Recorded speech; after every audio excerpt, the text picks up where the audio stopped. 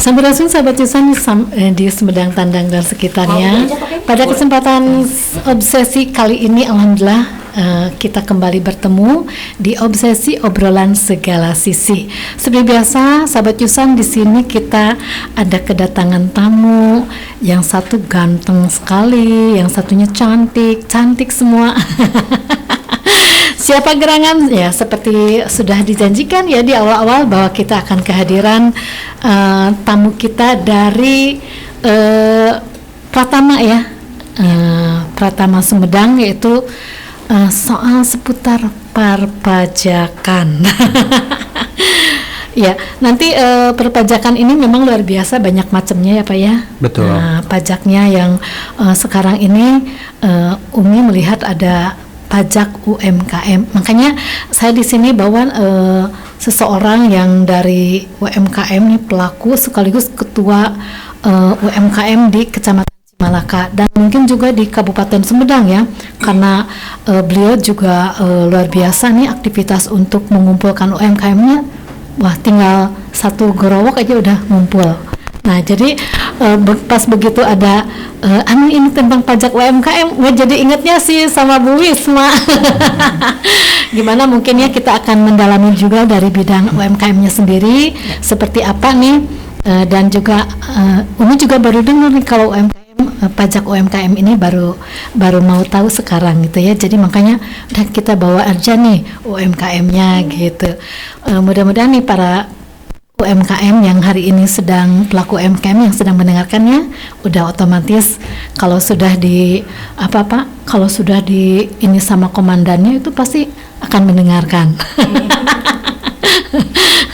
Mudah-mudahan ini menjadi motivasi untuk mereka agar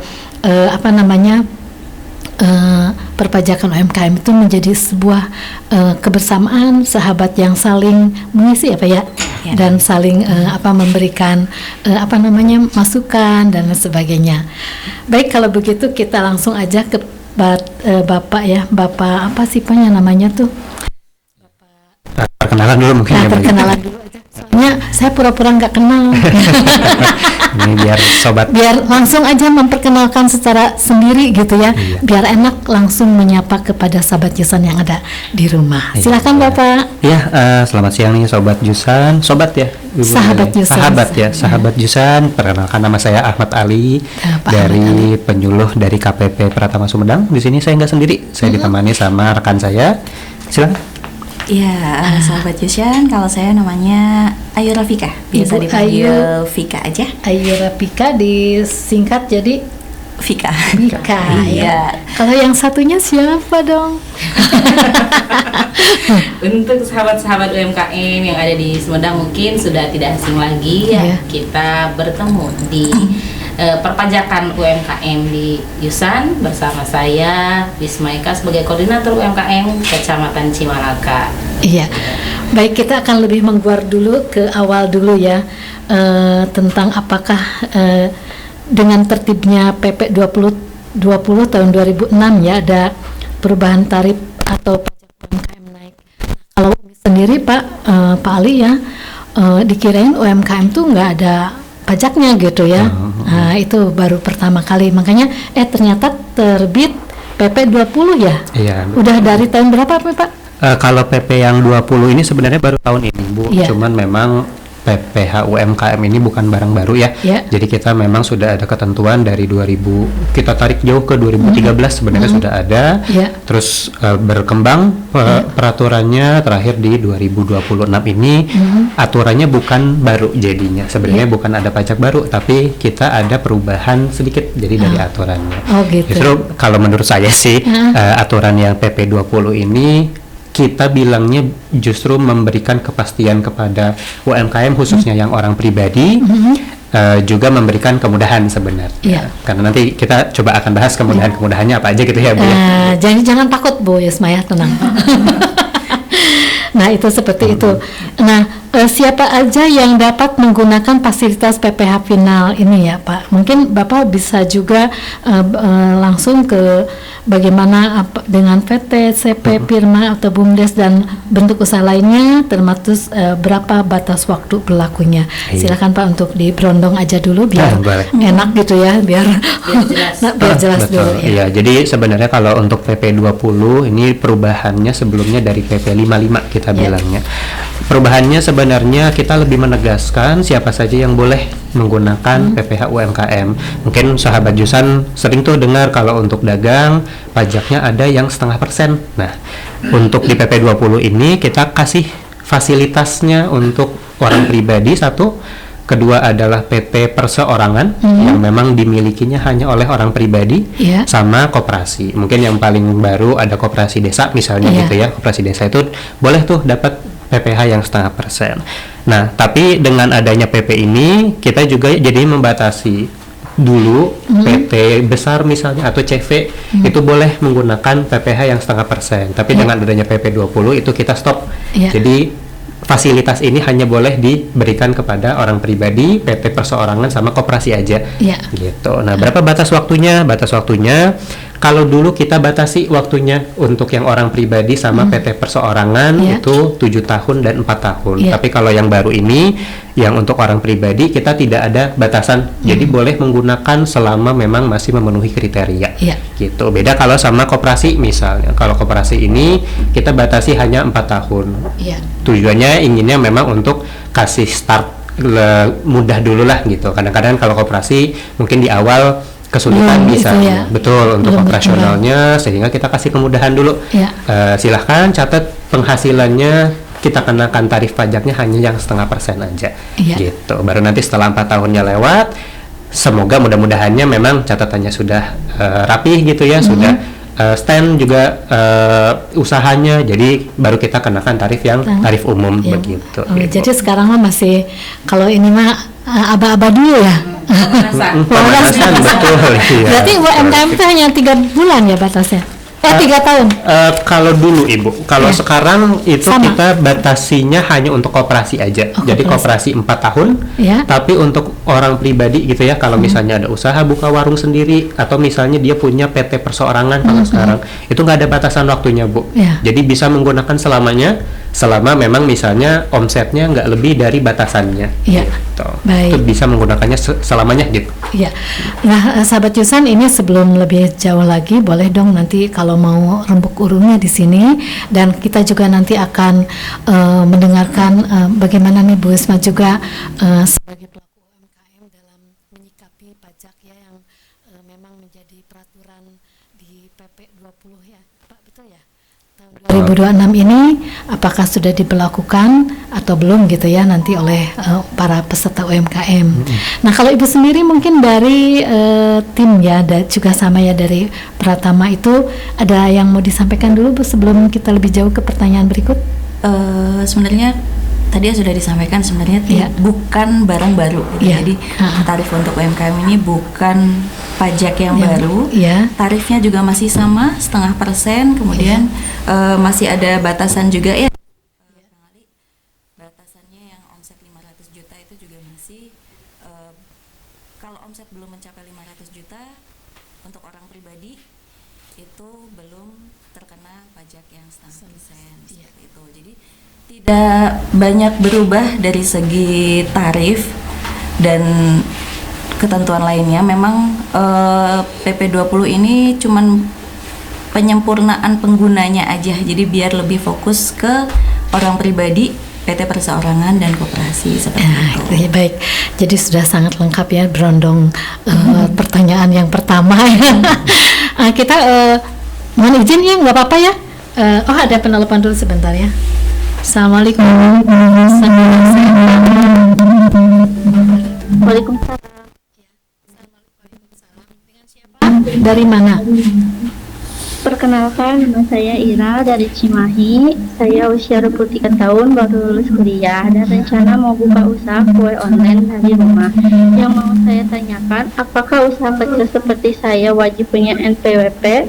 Kalau omitnya masih di bawah 500 juta setahun, pajaknya tetap harus bayar atau ada bebasnya? Laporan pajak lewat mana ya yang paling gampang buat pemula? Mohon bantuannya, hatur nuhun pisan. Ini udah ada pertanyaan nih Pak. Boleh, mau langsung dijawab atau dijawab aja? Dijawab ya.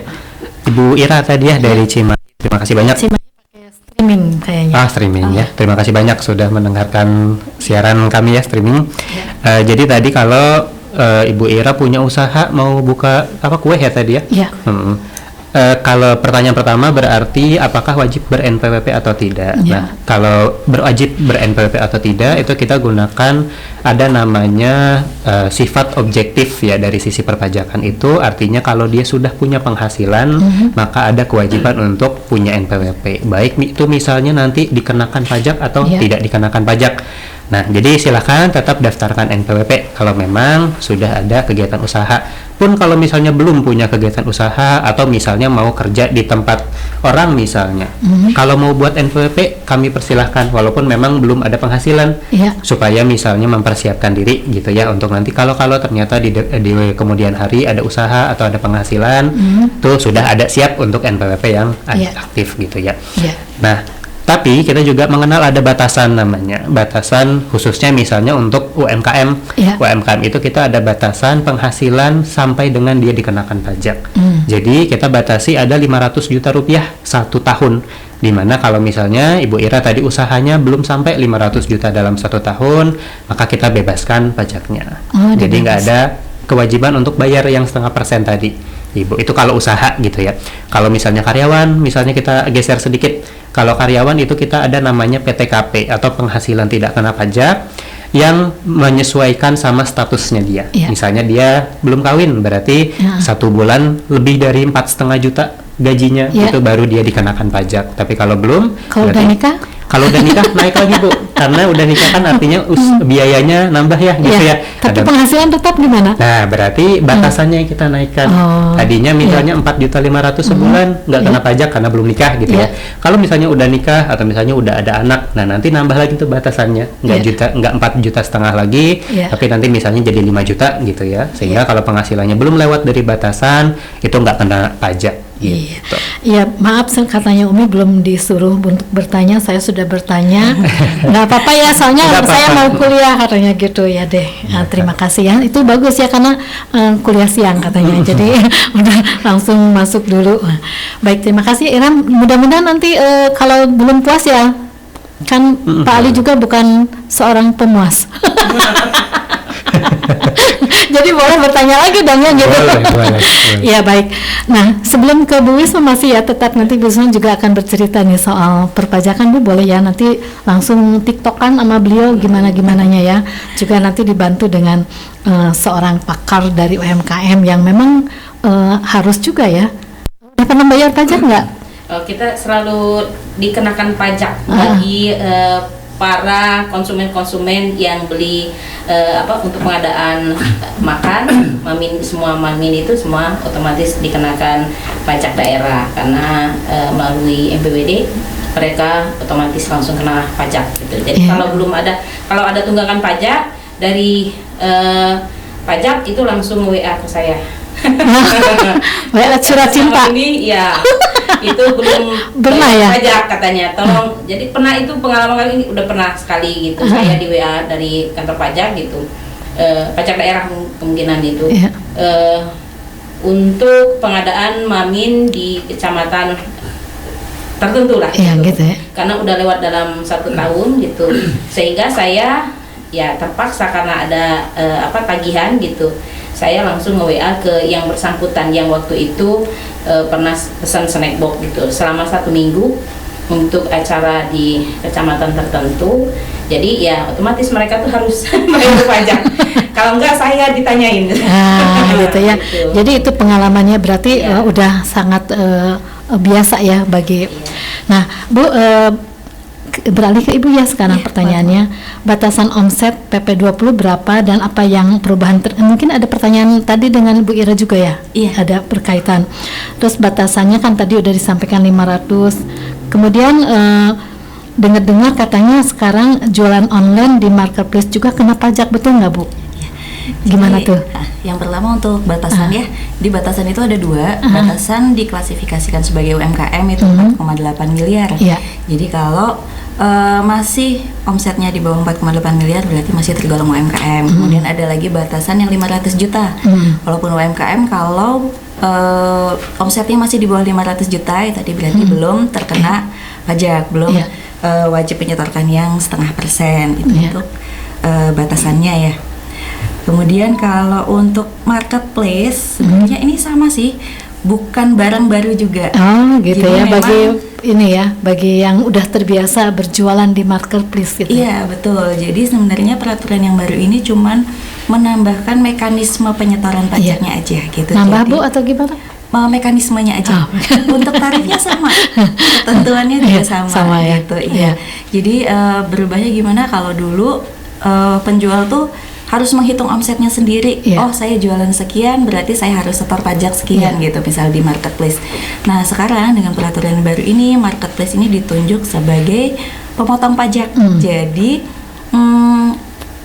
dari omsetnya sudah langsung dipotong oleh marketplace-nya, sudah langsung diterbitkan untuk dipotong, sudah dihitungkan. Jadi sebenarnya buat penjual ini mempermudah karena udah nggak perlu menghitung manual lagi, walaupun nanti untuk keperluan administratif mungkin tetap ada catatan manualnya buat nanti cross check data seperti itu. Tapi untuk penyetoran pajaknya jadi nggak perlu nyetor sendiri, itu sudah otomatis dipotong oleh marketplace-nya. Oh gitu. Jadi itu mah udah ada ketentuan yang sudah otomatis mungkin ya. Betul. Jadi kalau nggak perlu khawatir, jadi bukan pajak tambahan, ini pajak yang sama, cuma beda cara mekanisme penyetorannya aja. Iya betul. Ini soalnya asing loh Bu Wisma buat Umi sih ya. Soalnya Umi bergelutnya di dunia laporan tahunan. Kalau di seperti UMKM ini masih meraba-raba, tapi alhamdulillah dengan acara mungkin tidak Umi aja, ada yang sama yang ingin berusaha, ingin berbisnis seperti yang tadi disampaikan oleh Teh Ira juga ya, ingin tahu ya tentang perpajakannya seperti apa gitu ya. Terus apakah kalau jualan di marketplace masih bisa bebas pajak kalau misalnya masih di bawah omsetnya? Itu juga tadi satu pertanyaannya. Surat pernyataannya harus disampaikan ke siapa Ibu? Misalnya punya lebih dari satu toko di marketplace, biasanya gitu ya Bu ya. Kalau yang lewat online tuh banyak tokonya kan Bu ya, yang berbeda. Apakah batasan omsetnya 500 juta untuk masing-masing atau harus digabung? Ya, jadi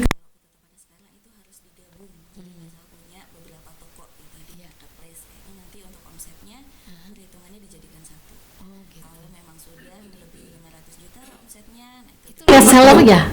Untuk reseller atau gimana?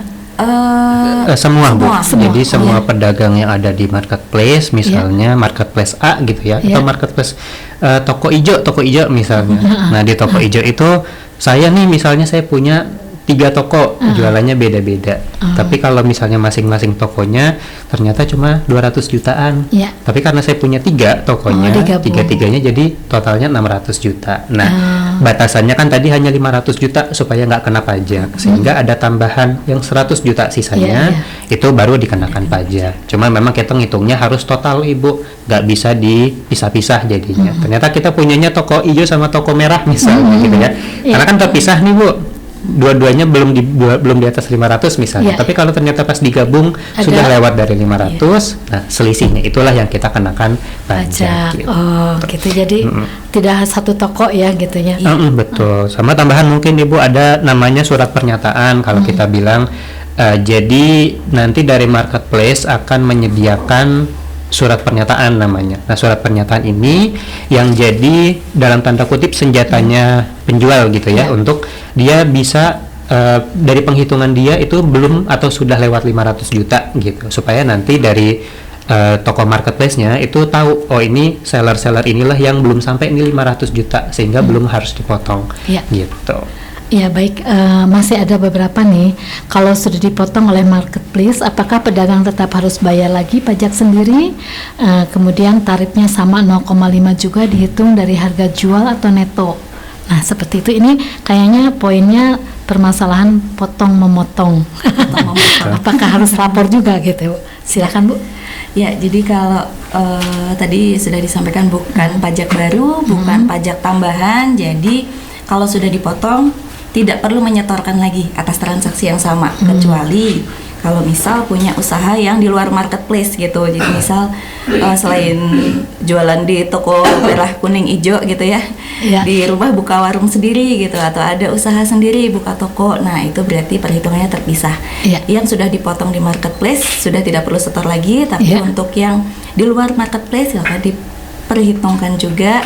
Nah itu yang nantinya harus disetorkan sendiri pajaknya. Kerennya seperti itu. Jadi udah dicatat mungkinnya untuk semua nih yang tadi sampaikan. Nah sebelum kita tiktokan antara UMKM dengan perpajakan, mungkin ada hal-hal yang harus disampaikan dari Bu Wisma juga ya. Pasti ada yang ingin ditanyakan atau sharing pendapat seperti apa pengalaman dari Bu Wisma yang dijadikan sebagai patokan para pelaku UMKM dulu di Kabupaten Sumedang ini. Ada yang mau lewat dulu? Ya, lagu aja dulu. Apa yang mau dipanggil? Kortek. Bu,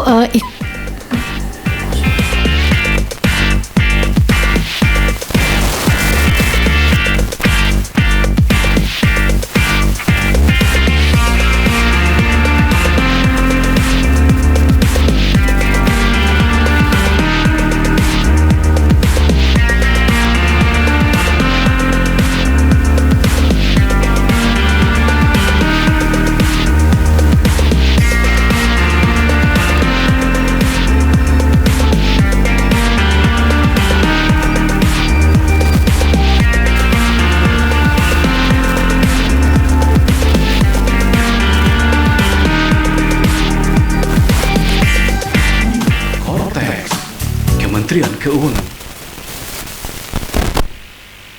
Dengan Yushan sampai saat yang berkesan, Yushan radionya pop Sumedang, Yushan FM.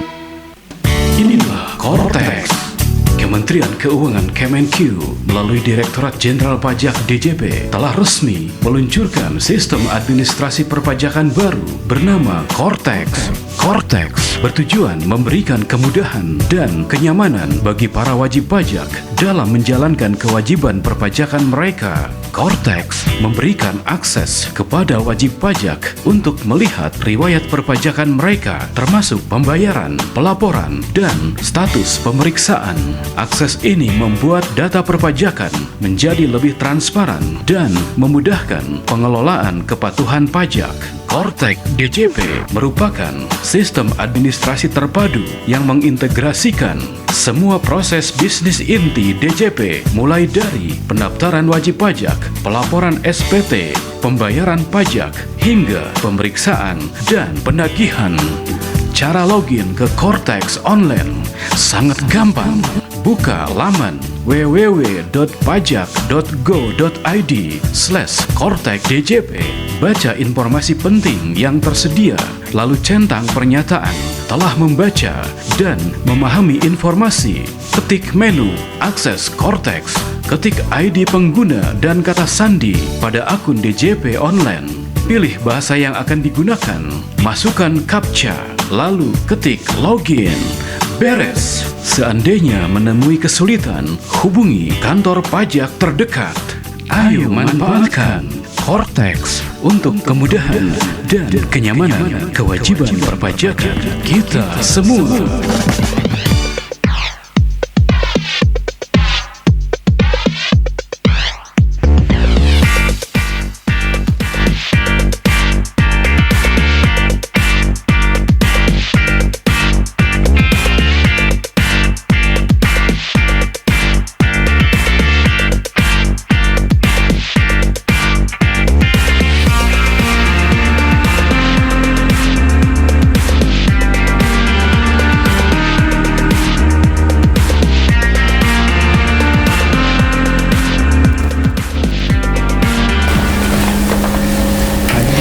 Ya, sahabat Yusan di Sumedang Tandang dan sekitarnya, kita lanjut kembali kita tentang pajak ya, perpajakan UMKM. Nah, di sini ada Ibu Wisma yang juga dari pelaku UMKM ya, mungkin mau menceritakan Pak tentang bagaimana selama ini dia memperlakukan pajaknya di apakah mudah atau enggak gitu ya. Sebetulnya kan ada yang masih bingung gitu ya. Kalau saya bingung Pak, karena memang bukan pedagang gitu ya, atau pelaku UMKM-nya dalam bentuk jasa ya, kalau gitu kan, yang hanya tahunan aja, atau pada saat ada kontrak gitu baru dapat. Kalau enggak ya enggak, tapi mungkin akan sangat beda dengan para pedagang gitu yang UMKM kan ciri khasnya yaitu ya pedagang ya Bu Wisma. Nah, silakan Bu Wisma untuk tiktokan sama beliau seperti apa, ada kesulitan atau enggak dan lain sebagainya menurut Bu Wisma. Ketika di UMKM sendiri, alhamdulillah sampai sekarang gitu untuk pajak gitu belum ada kesulitan yang berarti gitu. Berarti aman. Karena ya aman, karena kita selalu berkoordinasi dengan Bapeda juga gitu terkait dengan pajak gitu, terutama lebih ke pajak daerah mungkin ya. Karena untuk di makanan basah kan kebanyakan kita aktivitas kita itu di Mamin, pengadaan makan minum gitu untuk dinas-dinas tertentu, dan dari pembelian itu mereka langsung dikenakan pajak gitu. Nah, saya juga sempat ke Bapeda gitu tanya-tanya gitu, karena lebih ke kurang tahuan kita, jadi lebih baik kan kita bertanya gitu. Saya takutnya, saya bilang seperti beberapa yang pernah saya dengar, pernah saya baca gitunya, tiba-tiba ada tagihan pajak langsung gede gitu. Nah, kita kan pelaku UMKM kan ini agak menakutkan juga gitu kalau terjadi hal seperti itu. Tetapi ternyata dari Bapeda juga menjelaskan enggak, katanya Bu, kalau untuk UMKM sendiri banyak kemudahan-kemudahan yang ya insya Allah itu tidak terjadi. Dan jika pun ada tunggakan pajak, otomatis kita akan menghubungi. Jadi sebelumnya dikasih seperti peringatan mungkin, atau lebih ke pemberitahuan gitu. Nah, pemberitahuan itu juga saya pernah mengalami. Ya, karena itu bukan kelalaian dari kita, tetapi dari konsumen kita yang membeli dan mereka belum melaporkan pajak. Tetapi karena di dalam pengajuan mungkin SPJ itu kan tertera gitu, ada NPWD kita gitu, dan kita dilacak gitu. Ya, kelacak ya Bu Wisma? Ya, dilacak dan saya dihubungi gitu langsung, kasih surat mungkin lebih ke teguran gitu, ya. Atau surat cinta. Tetapi karena memang kita kan tahu jejak-jejak dari konsumen kita, sehingga saya langsung menghubungi konsumen yang bersangkutan yang dimaksud gitu. Dan konsumen juga menyadari kelalaian mereka. Didenda dong ya? Mungkin juga, saya kurang tahu, tapi saya sampaikan semuanya kan, saya teruskan gitu. Bapak mohon maaf, saya bilang ini ada teguran dari pajak untuk konsumsi waktu beberapa bulan yang lalu, sepertinya dari kecamatan itu belum melaporkan pajaknya. Oh iya Bu, katanya. Jadi untuk jumlahnya juga saya kurang paham gitu. Jadi langsung biasanya, dan memang untuk SPJ itu kan langsung mereka dikenakan pajak gitu. Jadi kita lebih ke kontribusi UMKM seperti itu untuk pajak daerah gitu. Baik, Bu Wisma, terima kasih ya untuk sharingnya, dan ternyata memang bagus ya Bu ya, sudah ada. Tapi ini ada pertanyaan juga ya, boleh ya Bu ya disampaikan biar sekalian ya nanti. Kalau Bu Wisma tadi dapat surat cinta ya, pernah gitu, pasti semua juga pernah mendapatkan surat cinta ya. Tapi nggak tahu apakah dengan surat cinta itu ada denda atau enggak ya. Nah, ini ada pertanyaan Bu, sebentar. Manfaat yang paling nyata UMKM bayar pajak di tahun 2026 selain terhindar dari denda, bagaimana bagaimana pajak bisa membantu UMKM naik kelas Bu? Nah, ini yang disampaikan dari Pak Taufik ya, Pak Taufik. Dilicin juga nih Pak Taufik. Dilicin ya. Silakan Ibu dijawab dulu mungkin Bu. Iya. Sama yang tadi biasa tadi ya. Iya, jadi kalau tadi dari ceritanya Bu Wisma ya, mungkin kan lebih ke pajak daerahnya ya Bu ya. Kalau surat cintanya dari mana Bu? Dari Kayaknya sama Bapeda? sih, Bapeda kayaknya. Oh iya. Jadi kalau untuk Bapeda, punten kalau kami bukan Oh, di beda. ranah kami ya. Iya, Beda. jadi kalau untuk Beda surat cinta dari pajaknya. Bapeda mungkin kami tidak bisa memberikan jawaban ya, memberikan penjelasan. Cuman kalau tadi kaitannya Ibu menyediakan mamin untuk dinas gitu ya Bu ya. Iya. Kalau untuk dinas kan cenderung sudah dipotong ya. Iya. Biasanya kalau untuk pajak penghasilannya dari dinasnya sudah memotong dan menyetorkan, biasanya seperti itu. Jadi harusnya sih tidak masalah untuk UMKM-nya gitu. Iya. Gitu, cuman Jadi aman. aman. Berarti Iya. kalau Bu Wisma ini orang taat pajak, Bu. Iya. Karena UMKM-nya juga sangat lebih memberikan edukasi ya, yang langsung jemput bola juga ya Bu Wisma ya. Gitu. Hampir sebagian besar anggota kita semuanya udah NPWP, teman-teman NPWP gitu. Apalagi kemarin untuk awal-awal penerbitan NIB itu salah satu syarat untuk membuat NIB itu kan NPWP untuk awal-awal. Tapi sekarang sudah tidak diwajibkan dengan syarat NPWP sekarang, itu jadi lebih simpel. Ah, keren ya. Ya. UMKM ya. Makanya ayo gabung nih sama Bu Wisma ya UMKM-nya. Keren loh, ada yang mengkoordinir gitu. Iya, Ada betul. wadah untuk UMKM. Jadi nggak sulit gitu ya. Nggak sulit, jadi bisa saling bantu, saling mengingatkan ya Bu ya. Iya, Betul. betul. Nah, pertanyaan yang berikut Bu silahkan di Yang ini dulu, berikutnya yang tadi manfaat Nyata ya, UMKM. UMKM ya. Jadi kalau manfaat nyata mungkin lebih Ini ke- penting ya? Iya. Bagi UMKM. Pasti ditunggu-tunggu. Pak Taufik ini memberikan keinginan tahu bagaimana Bu? Iya. Jadi kalau untuk penggunaan tarif ini manfaat nyatanya lebih ke ini fasilitas untuk UMKM ya.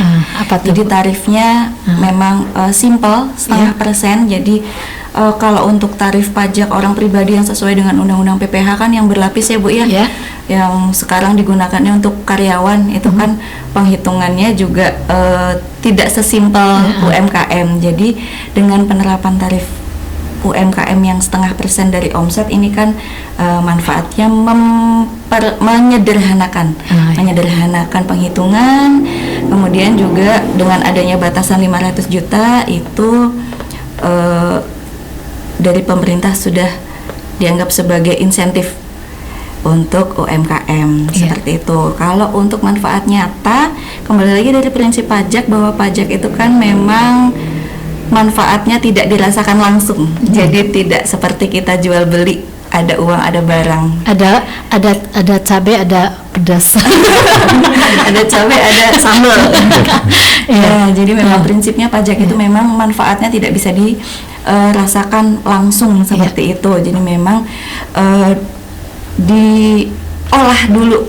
Jadi manfaatnya mungkin justru manfaatnya ya tidak terasa, mungkin kadang tidak orang sadari seperti itu. Misalnya Bu, contohnya? Ya biasanya kan pembangunan ya Bu ya, yang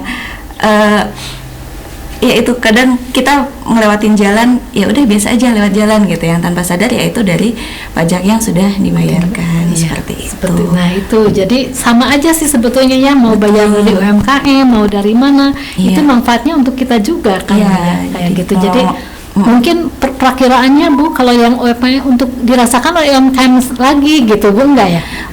Mudah-mudahan sih sebenarnya dirasakan oleh UMKM, tapi lebih prinsipnya adalah lebih ke kita memberikan dari pemerintah ya khususnya ya, memberikan timbal balik dari negara bahkan. Jadi negara memberikan timbal balik kepada rakyatnya sebagai pembayar pajak itu secara menyeluruh gitu Ibu. Jadi dari pajak yang kita bayarkan, mau sedikit mau banyak misalnya pajaknya, itu harapannya nanti akan menjadi suatu hal yang membantu kita semua itu. Contohnya tadi misalnya jalanan atau misalnya lampu jalan, lampu lalu lintas, itu kan pengadaannya itu dilakukan oleh uang-uang pajak kita semua juga gitu. Jadi harapannya adalah dengan pajak yang semua kita bayarkan itu dinikmati oleh semua tanpa terkecuali. Iya, kalau untuk itunya Bu, apa katanya UMKM naik kelas.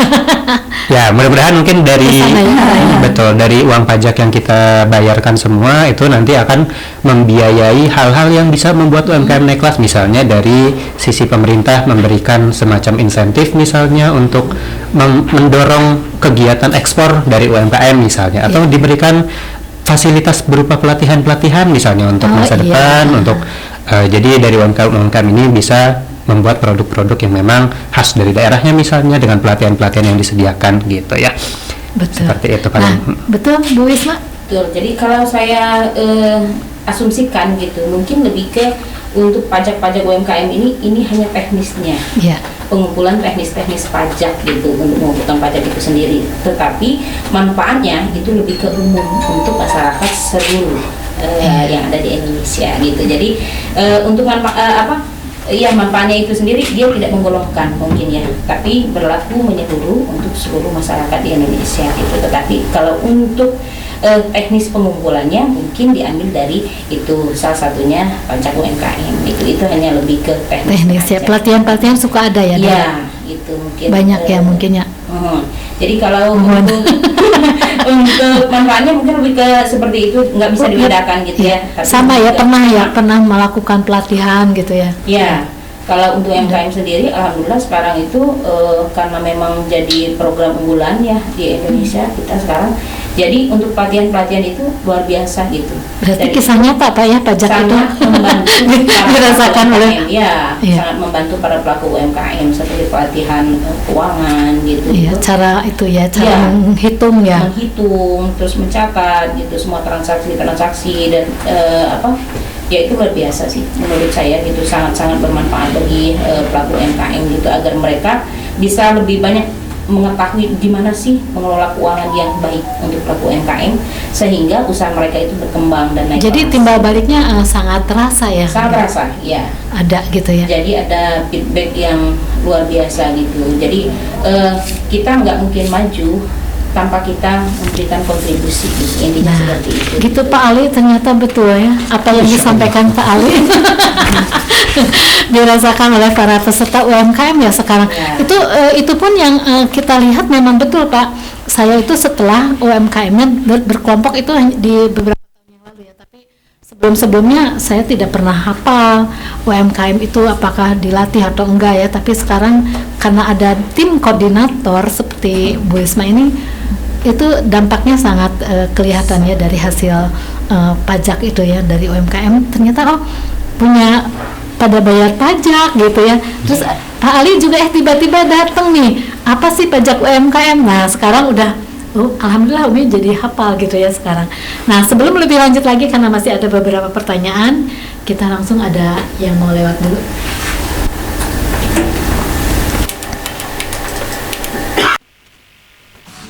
Kementerian Keuangan Kemenq melalui Direktorat Jenderal Pajak DJP telah resmi meluncurkan sistem administrasi perpajakan baru bernama Cortex. Cortex bertujuan memberikan kemudahan dan kenyamanan bagi para wajib pajak dalam menjalankan kewajiban perpajakan mereka. Cortex memberikan akses kepada wajib pajak untuk melihat riwayat perpajakan mereka termasuk pembayaran, pelaporan, dan status pemeriksaan. Akses ini membuat data perpajakan menjadi lebih transparan dan memudahkan pengelolaan kepatuhan pajak. Cortex DJP merupakan sistem administrasi terpadu yang mengintegrasikan semua proses bisnis inti DJP mulai dari pendaftaran wajib pajak, pelaporan SPT, pembayaran pajak, hingga pemeriksaan dan penagihan. Cara login ke Cortex online sangat gampang. Buka laman www.pajak.go.id/cortexdjp. Baca informasi penting yang tersedia, lalu centang pernyataan telah membaca dan memahami informasi. Ketik menu akses Cortex, ketik ID pengguna dan kata sandi pada akun DJP online. Pilih bahasa yang akan digunakan, masukkan CAPTCHA, lalu ketik login. Beres. Seandainya menemui kesulitan, hubungi kantor pajak terdekat. Ayo manfaatkan Cortex untuk kemudahan dan kenyamanan kewajiban perpajakan kita semua.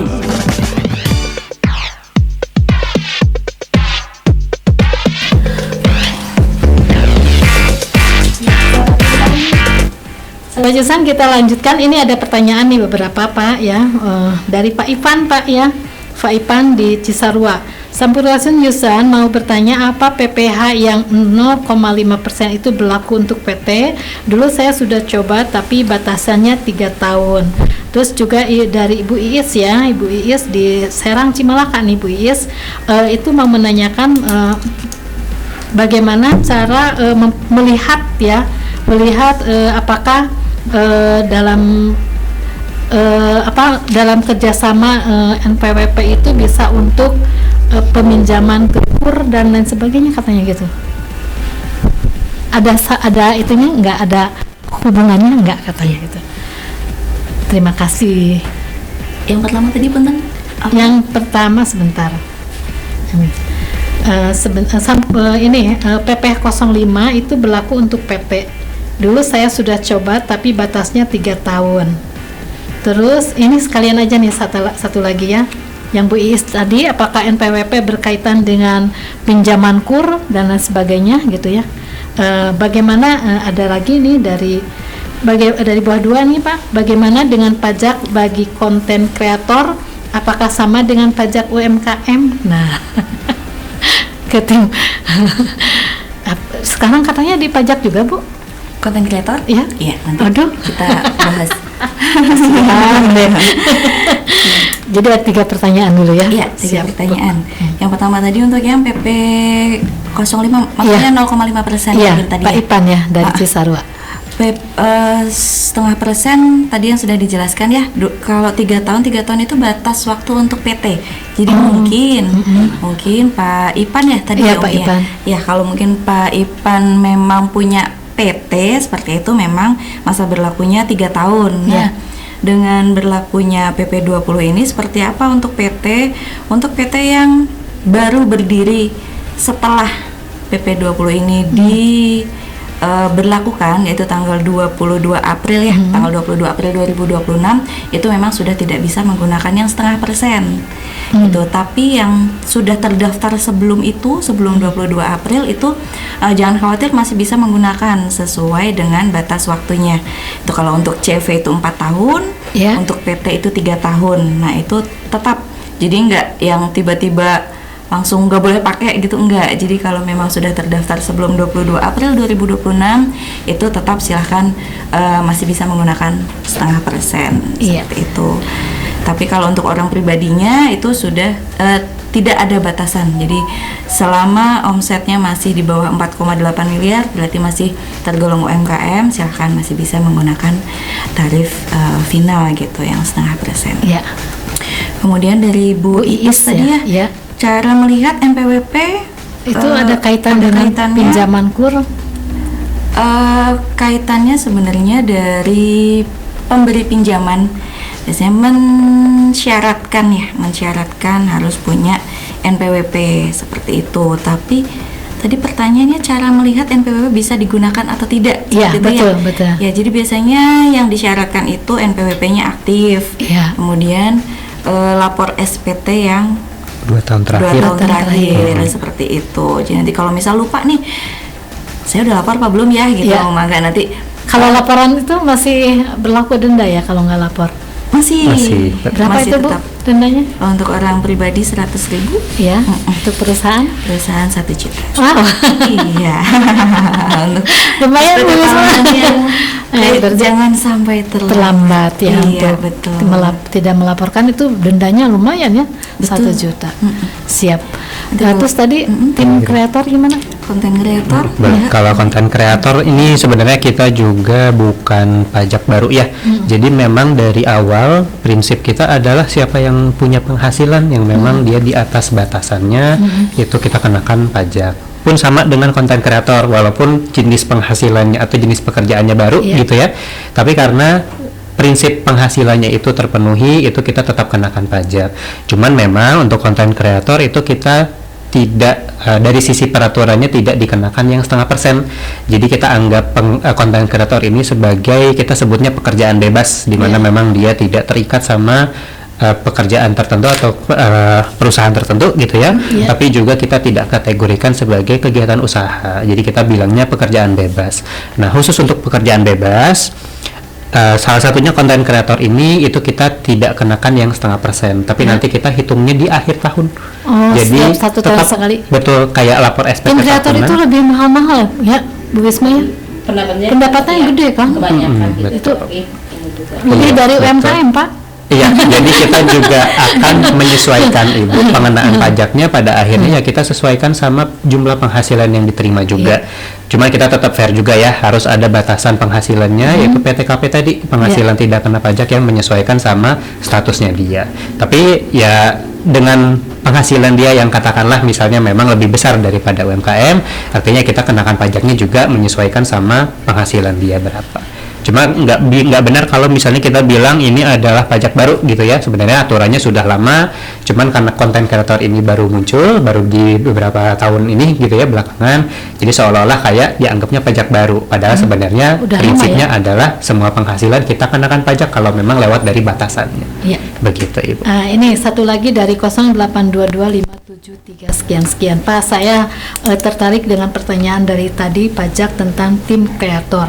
Malah yang saya pada saat memasukkan pajak ya NPWP ke monetisasi katanya tidak pernah masuk atau linknya selalu selalu gagal. Itu padahal mah aktif gitu ya. Apa yang salah dari saya katanya gitu Pak? Paling ini juga sebenarnya menyesuaikan sama platformnya juga ya.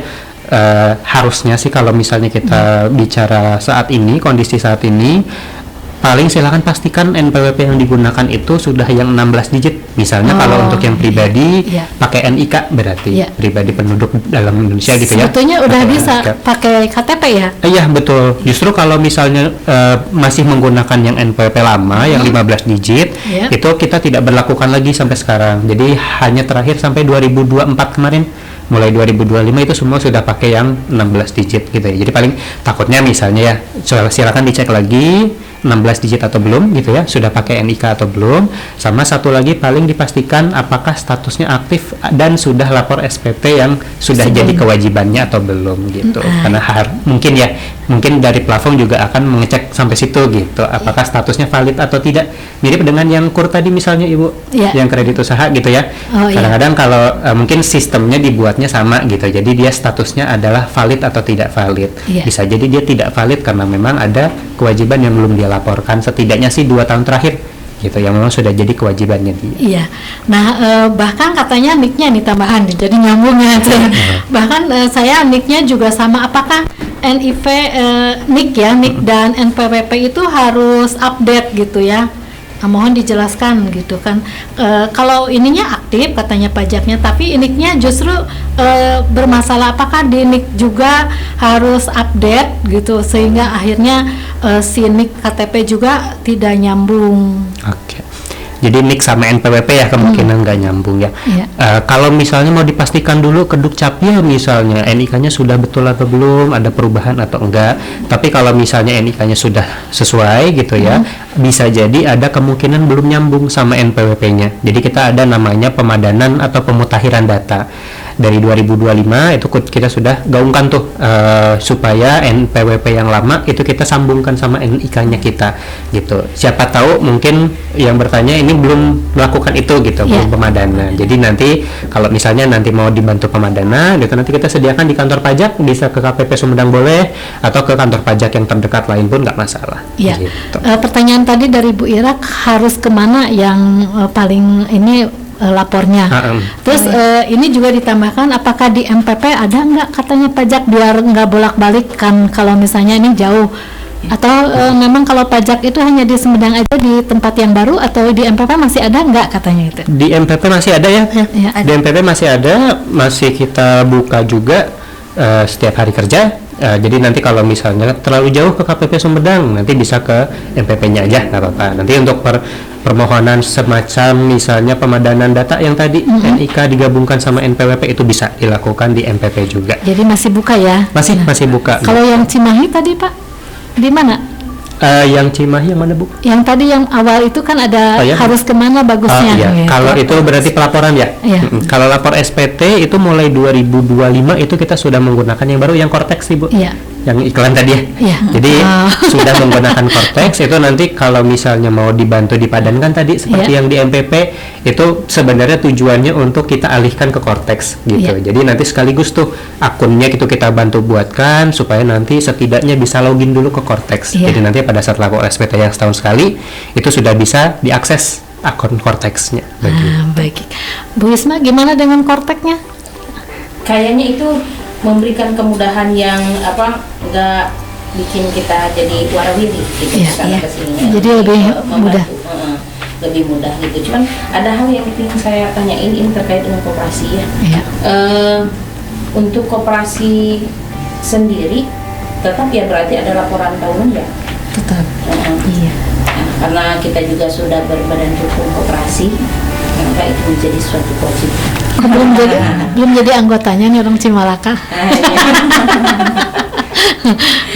Jadi ya alhamdulillah sekarang kita sudah berbadan hukum koperasi gitu, sehingga ya laporan tahunan itu menjadi sebuah kewajiban yang menjadi not gitu bagi ya terutama saya sebagai ketua gitu.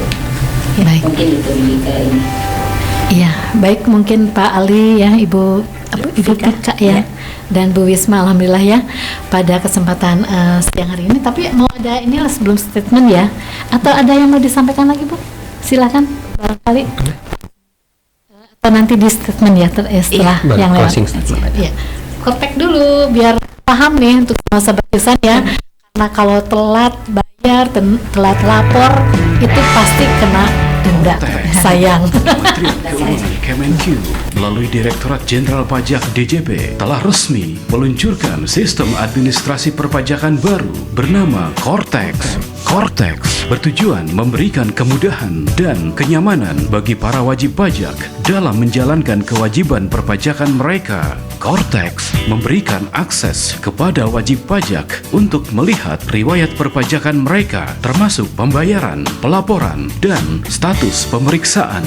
Akses ini membuat data perpajakan menjadi lebih transparan dan memudahkan pengelolaan kepatuhan pajak.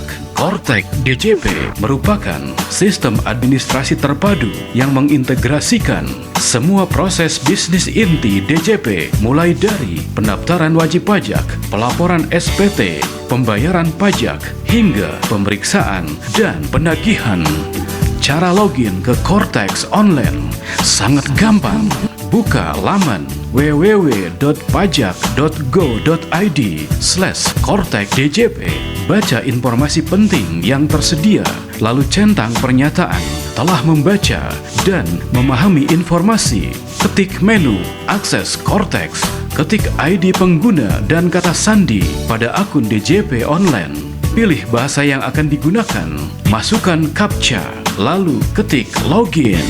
Beres. Seandainya menemui kesulitan, hubungi kantor pajak terdekat.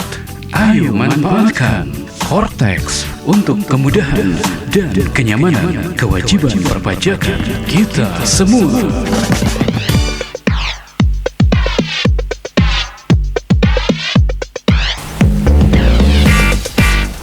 Ya, sahabat Yusan Sumedang Kandang dan sekitarnya, luar biasa untuk bincang-bincang kita hari ini di Obsesi Obrolan Segala Sisi, karena langsung ada pelaku UMKM yang ternyata memang seperti itu ya, kalau dirasakan oleh para peserta UMKM itu tidak ada yang sulit ya Pak ya, karena UMKM-nya juga taat membayar pajak. Nah, bagi yang belum taat mungkin ya Bu Yasma, mudah-mudahan segera sadar. Ya, tinggal 5 menit ya menjelang berakhir. Mangga statement terakhir untuk Pak Ali, Bu Pika. Mungkin ada sedikit motivasi yang bisa diberikan untuk para peserta UMKM untuk perpajakan yang luar biasa, karena pajak oleh kita untuk kita. Ya, jadi untuk closing statementnya intinya sebenarnya peraturannya baru tapi tidak menimbulkan pajak tambahan baru, hanya mengatur mekanisme penyetorannya saja. Jadi untuk UMKM tarifnya tetap 0,5%, untuk yang orang pribadi memang difokuskan untuk yang orang pribadi dan PT perseorangan juga koperasi gitu. Jadi dibatasi untuk PT, CV, firma itu yang sudah diharuskan menggunakan tarif pajak umum. Kemudian untuk marketplace juga bukan pajak baru, hanya mekanisme penyetorannya saja. Yang tadinya penjual harus menghitung dan menyetorkan sendiri, sekarang bisa dipotong oleh pihak marketplace-nya, seperti itu. Kemudian apa lagi ya? Ya, mungkin saya cuma mau apresiasi juga ya untuk Ibu Wisma dan rekan-rekan di koperasi.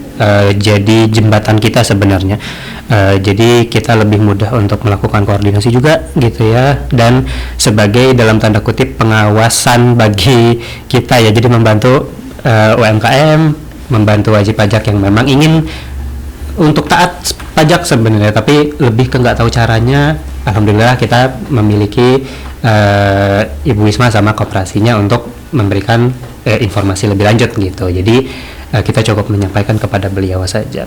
Ya, pada intinya sih memang untuk terbitnya aturan baru ini di PP 20 tahun 2026 maupun di PMK 37 2025 untuk yang marketplace tadi, tujuannya adalah supaya pengenaan pajak ini lebih tepat sasaran dan sifatnya lebih akuntabel dan bertanggung jawab begitu ya, Bu. Terima kasih Pak Ali, luar biasa ya. Satu lagi, Ya, boleh. mungkin pesan-pesannya dengan lagi marak ya, kita lagi ngetop ya akhir-akhir ini. Apa tuh ya ngetopnya, Bu?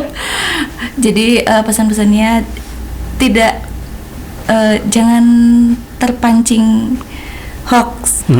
Hoaxnya apa sih? Jadi kalau karena kan dipajak? banyak ya sekarang, banyak ya sekarang Bu di medsos. Jadi kalau mau info resmi gitu, silakan. Perpajakan ya. Iya betul, langsung aja ada follow Instagramnya. Ada kantornya ya, kantor yang baru lagi megah.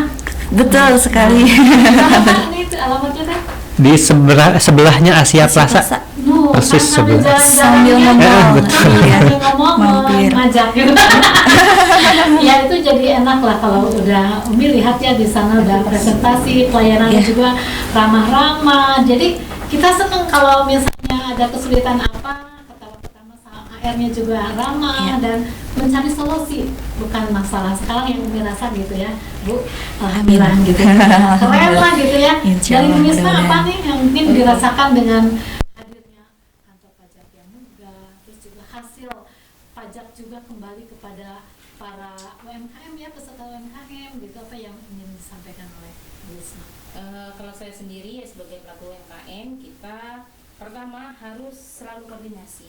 Nah, dengan koordinasi itu kita tidak mengalami kebutaan informasi. Dalam artian yang tadinya dirasa berat, mungkin yang tadinya dirasa kok kayaknya nggak adil banget gitu, tetapi dengan informasi dan didapatkan langsung pada sumbernya, sehingga kita mengetahui itu ternyata simple. Pajak itu simple, nah, pajak itu mudah dan mereka bersahabat gitu. Artinya begini, kita sebagai masyarakat gitu, apapun posisinya kita sebagai pelaku UMKM atau pejabat sekalipun gitu, bahwa pajak itu adalah kewajiban kita sebagai masyarakat Indonesia. Saya lebih ke berprinsip seperti ini. Kita sebagai masyarakat tidak bisa mengkritik pemerintahan jika kita tidak terlibat dan tidak pernah membayar pajak gitu. Jadi kalau kita tidak membayar pajak, Anda jangan kritik. Ya.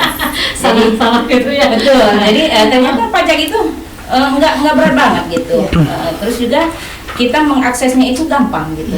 Dan yang saya alami sendiri gitu, pada saat kita pelaku-pelaku UMKM datang ke kantor pajak gitu, mereka welcome gitu, dan bisa menjelaskan dengan cara yang sangat-sangat mudah dipahami gitu. Artinya yang penting koordinasi, yang penting silaturahmi gitu. Tidak ada yang tidak selesai dengan komunikasi. Iya. Baik, terima kasih Bu Wisma, terima kasih Bu Pika dan Pak Ali yang luar biasa ya hari ini sudah kita bahas di Obsesi Obrolan Segala Sisi dengan pajak UMKM yang luar biasa, ternyata itu manfaatnya.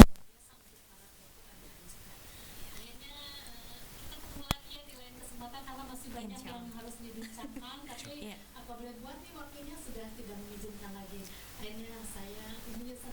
dan sudah